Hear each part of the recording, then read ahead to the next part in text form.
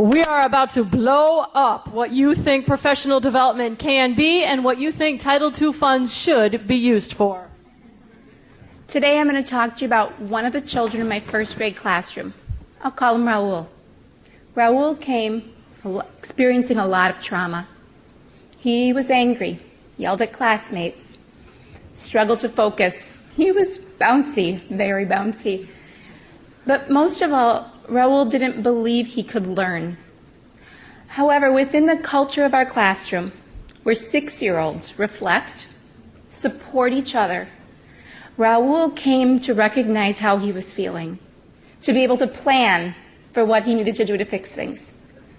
It got to be where I could see Raul bouncing, struggling to pay attention to what was going on or focus on what he was doing, and say, "Raul, what's going on?" And he could say, "I need a fidget toy," or "Brain break time, we need to move." Something that he could do to truly move himself along. He was empowered. Imagine that empowerment in every classroom across the country. Cheryl's story is common in a restorative classroom. Our big idea is to utilize professional development time for restorative practices. We define restorative practices as an emerging social science that includes a variety of informal to formal ways of using these practices to build community and repair harm. And restorative practices values relationships at its core. When we think about Raul and how restorative practices was used in that classroom, with a 6-year-old child, he was held accountable, he's supported, he's valued, and he's empowered. When we talk about restorative practices, we talk about doing things with people, not to people. It's a wholly transformative practice that has the power to create systemic change where everyone is held accountable, supported, valued, and empowered.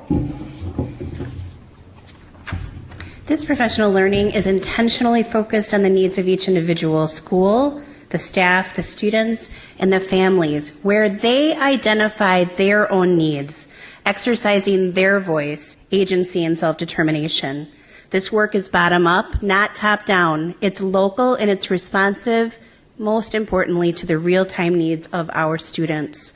This transformative approach to professional learning is absolutely predicated on autonomy and collaborative and distributed leadership, where every partner is involved and recognized as equal in the space, both in power and in responsibility. And this autonomy and distributed leadership does not exist in the adult realm alone. It is observed daily in classrooms, between adults and students, and at the student-to-student interaction level.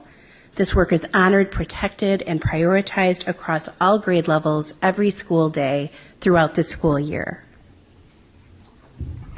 In order for this transformation to occur, we recommend that states demonstrate how Title II funds can be used for restorative practices professional development, as well as hiring a restorative practice coordinator who would maintain a repository of best practices, identify fully functioning schools, and identify practitioners who excel and can provide support to districts and schools.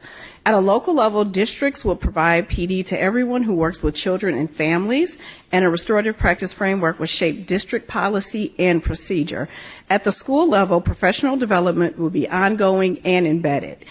In order to ensure continuous growth, a variety of assessments would be implemented.